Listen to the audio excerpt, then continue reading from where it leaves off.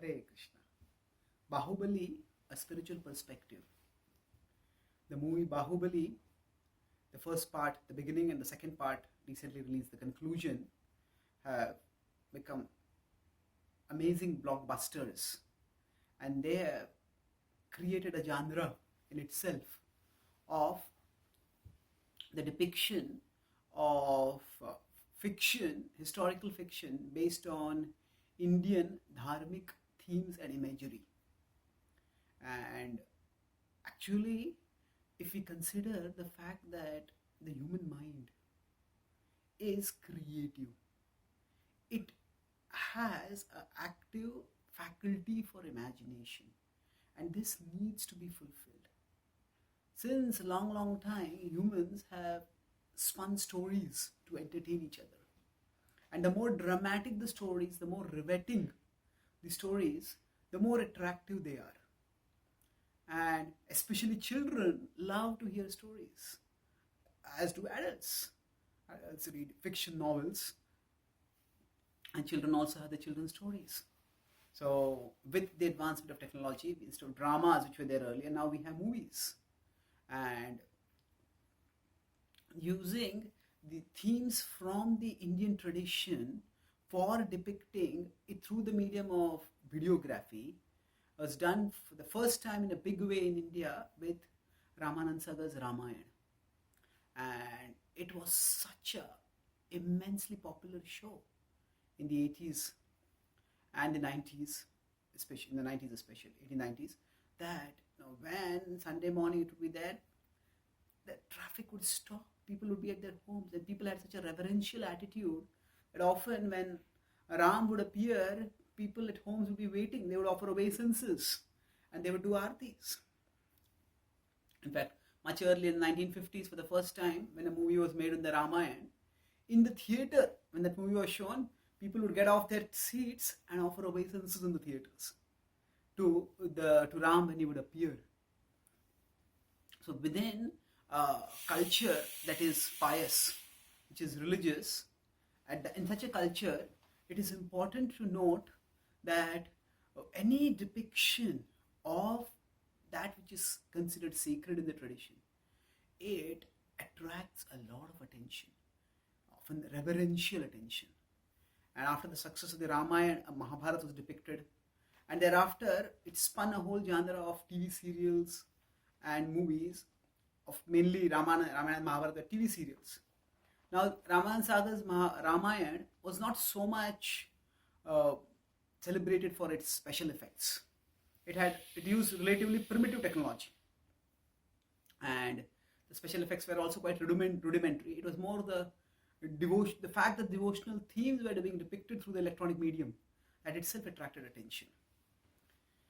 Now, this is one genre of using technology to depict devotional themes. On the other hand, there is the whole genre of using the best technology and having the most thrilling action with the most binding special effects to rivet people to the screens.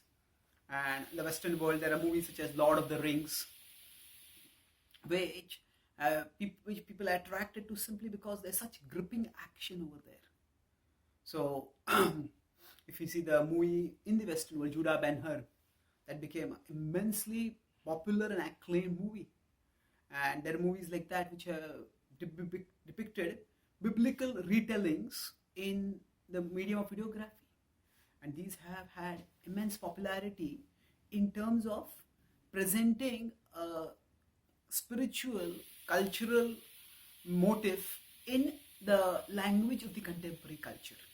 The language doesn't refer just to the verbal words that we speak. Language also refers to basically a medium of communication. So today, people communicate through social media. They communicate using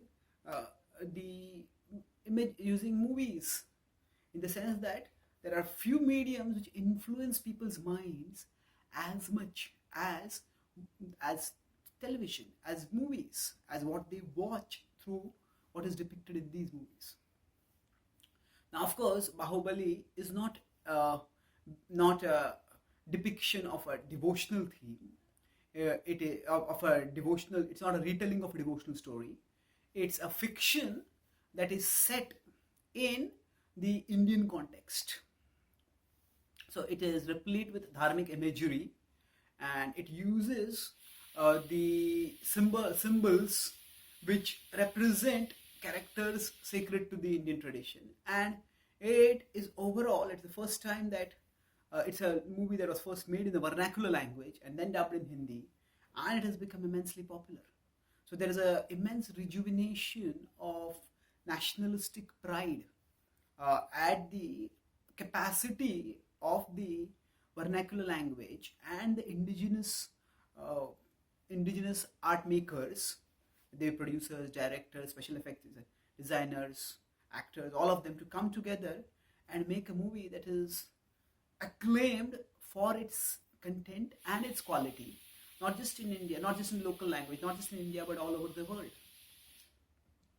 So there is question about, while there is a dharmic rejuvenation in the sense that the younger generation especially, who live a life which is distanced from the traditional culture, they often don't see their own dharmic motives in a positive way. When I'm here in America, many parents tell me that, many Indian parents tell me that the primary introduction to Indian culture that they can give to the Indian kids is through Bollywood. And Bollywood offers not usually a realistic, it offers a very romanticized and graphically violent sometimes depiction of what the Indian lived reality. So the fact is that today's mind is going to be, of people, Indians, is going to be shaped immensely by what they see on TV, in movies. And because this genre of making movies is highly influenced, especially when it comes to special effects and depiction of fictional themes, it's highly influenced by Western cultural influences. For example, the stories of Julius Caesar, they would have been forgotten or just relegated to history pages and other characters like him, but they were retold by Shakespeare, and subsequently they have been enacted in dramas, made into movies, and that's why they are a part of the living cultural heritage of the West. And in India, because these are the kind of characters that are depicted the most, so Indians often know more about famous five than they know about the five Pandavas. They know more about the Western fictional characters than they know about Indian historical characters, Indian scriptural characters. So unless we speak in the language in which people understand, again by language I mean simply medium of communication, which in this case is videos, we will not be able to keep the traditional culture alive and relevant and appealing to people, to the mainstream of people who are influenced by these languages, by these media of communication. So therefore, from that perspective, the Bahubali's success is significant because it is replete with dharmic imagery drawn from the Indian context. It is set in the Indian context, and it has been immensely successful commercially as well as artistically in many ways. And from this point of view, what it signifies is the capacity for for dharmic themes and dharmic motifs, dharmic imagery to be depicted and for it to be commercially viable. And if this can inspire, this can have two effects. One is that it can invoke a nationalistic cultural pride, or it can also invoke a universal spiritual awakening. Now, in the Christian tradition, one of the most prominent thinkers in the modern times is C.S. Lewis. And he talked about how imagination, the Christian imagination, can be nourished. He said that there can be broadly three kinds of literature. There are the biblical literature with their stories, and they can be depicted sometimes dramatized, and they can be presented to common people. And then there is the mass fiction that is there, which is often replete with anti-religious values, or at least a non-religious context. So that means that this kind of image where there's sensuality and there is obscenity, that is antithetical to those who would like to have some wholesome entertainment. So in between the anti-devotional, the sensual, the obscene kind of entertainment, and the entertainment coming from dramatic retellings of directly biblical themes, there could be something which we could say as pious fiction. Pious fiction means that this is still fiction. It doesn't necessarily have anything to do with the Bible or with the characters associated with God that are depicted in the Bible, but it conveys values. It is entertaining in its own right, but also conveys values that are broadly compatible with the values which are needed for a healthy religious and spiritual life. So he wrote his own Chronicles of Narnia in that genre. Now, many people read the Narnia tales simply as fiction, and it's entertaining in its own right. There are animal characters, there are children, and there is immense adventure in it. But along with that, through and through, it is permeated with Christian motives and Christian messages. The character of the lion who is in the center, who rescues, who redeems, and who ultimately sacrifices himself for others, that is very reminiscent of the character of Jesus. And that character is what C.S. Lewis intended for people. By getting attracted to that, they can become attracted to Jesus. They can better appreciate the sacrifice of Jesus.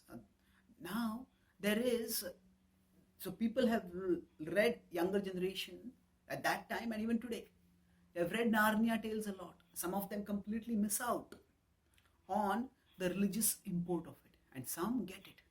And some, when they read it and then they read the Bible, then they get this, oh, this is similar.